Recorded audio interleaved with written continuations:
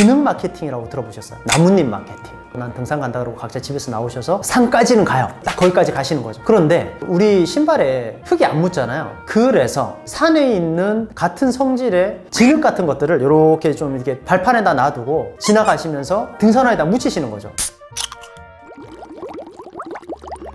저는 그 숙박업 1분 경영, 숙박업 평일 만실의 기적이라는 책을 썼고 유튜브에서 숙박TV 채널을 운영하고 있는 장준혁이라고 합니다. 반갑습니다.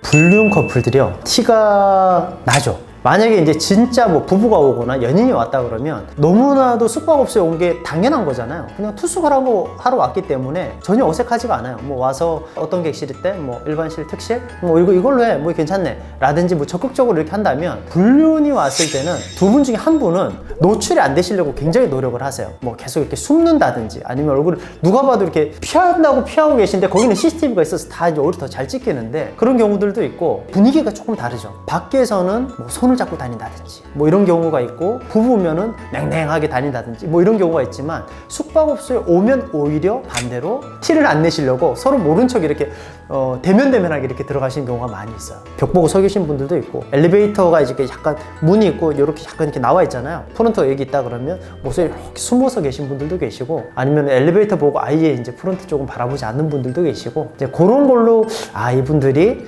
일반 커플은 아닌가 보다, 뭔가 얼굴이 노출되면 자기 신상에 뭔가 굉장히 안 좋은 일이 일어날 사람들인가 보다, 이렇게 추측을 하는 거지. 특히 뭐 불륜 커플이라 그래서 뭐 특별한 뭐 객실 사용 특징이라든지 이런 거는 조금 보기가 어렵다고 생각을 합니다. 많이 있죠. 네, 계속해서 들어오고, 우리가 어떤 업종이든 단골 없는 장사가 없다라는 말이 있듯이 그분들도 이용하시던 곳을 고정적으로 이용을 하십니다. 그래서 제가 방금 말씀드렸던 그런 분위기가 다음에 오면 또 달라지느냐? 아니에요. 또 비슷해요. 그런 부분들이 계속 반복이 된다고 보시면 되세요.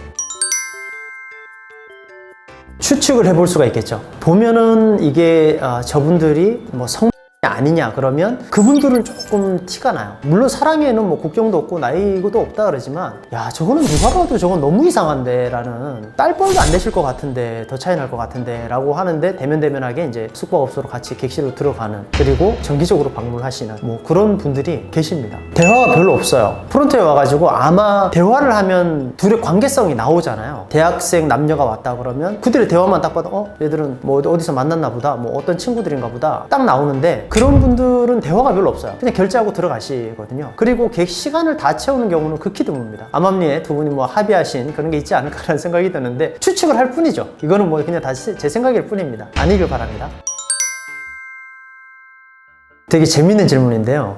많아요. 제가 이게 말씀드리면서도 좀 웃음이 나오는데, 이것도 사람이 무슨 이게 행동을 해도 양심이 좀 있어야 되거든요.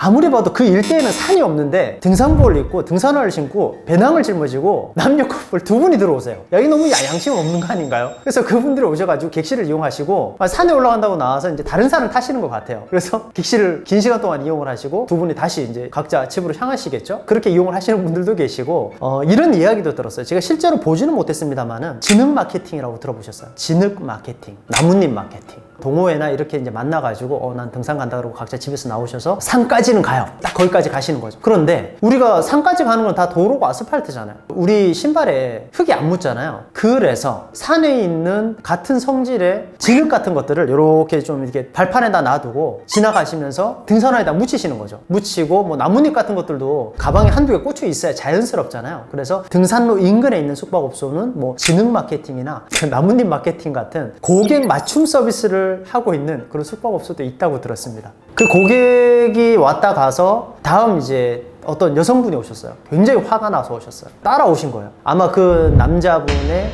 와이프 분이시겠죠? 막 난리를 피시는 거예요. CCTV 내놔라. 저 사람이 남편인데 몇 호실 들어갔냐? 우리는 말할 수 없다. 다 뒤집어 버리기 전에 내놔라. 그래가지고 뭐 CCTV를 따가는 경우도 있고, 녹화해서 가는 경우도 있고, 그리고 실제로 남편분이 또 이제 와이프분이 바람피는 걸 추적을 하셔가지고 객실에 올라가셨어. 조금 있다가 완전 산통이 다 깨지는 거죠. 진짜 막 멱살잡이하고 막 주먹다짐하고 막 난리가 나는 거죠. 그랬던 적도 제가 본 적이 있어요. 아마 불륜이시겠죠? 불륜이 아니면은 그 숙박업소 앞에서 남자들이 여자를 세워놓고 그 주먹다짐까지 하면서 넘어져가면서 할 일이 없잖아요. 불륜이라 그러면 그런 사건들이 기억이 납니다. 실제로 있어요. 많이 있는 일은 아닌데, 왜냐면 이제 뭐 한 곳에서 계속 그런 일을 하면 문제가 발생하겠죠. 그래서 그 사람들을 보면 옮겨 다니는 것 같아요. 말하는 것도 이렇게 들어보면 한 며칠씩 이렇게 옮겨 다니면서 그냥 인터넷으로 사람들이 막 끌어서, 이 참 느낌이 참 묘한데, 그 사람들이 어떻게 이제 뭐 편의점에 내는데 물건을 이렇게 이제 뭐 자기는 마실 거나 이렇게 사들고 들어가면 이제 영업 개시라 그래야 되나요? 나 이제 시작 해야지, 뭐 약간 이런 느낌이 있어요. 뭐야? 그리고 들어가면 이제 시간이 얼마 지나지 않아서 낯선 남자들이 들어가죠. 그 들어갔다가 잠시 머물다가 나가는 그 시간이 굉장히 일정해요. 이분이 들어가서 예를 들어서 뭐 한 3, 40분 있다 나갔다. 그럼 다음 분이 또 조금 있다 들어갔다가 또 한 3, 40분 있다 나가고, 이게 밤새도록 로테이션이 되더라고요. 물론 그 안에서 어떤 일이 일어나는지 전 몰라요. 근데 추측을 해보는 거죠. 그렇게 해서 그 손님이 남자들 분들 중에 또 그런 거 있죠. 내가 또 여자를 내가 많이 만나봐서 이렇게 약간 허세를 떠시는 분들이 계시잖아요. 근데 괜히 지나가시다가 우리가 물어보지도 않았는데 프런트에서다가 사장님 제가요 이러면서 이야기를 하는데, 그 객실에서 어떤 일이 일어났는지 저한테 이제 자랑하듯이 예전에 말씀을 어떤 분이 해주셨는데, 그때 알았죠.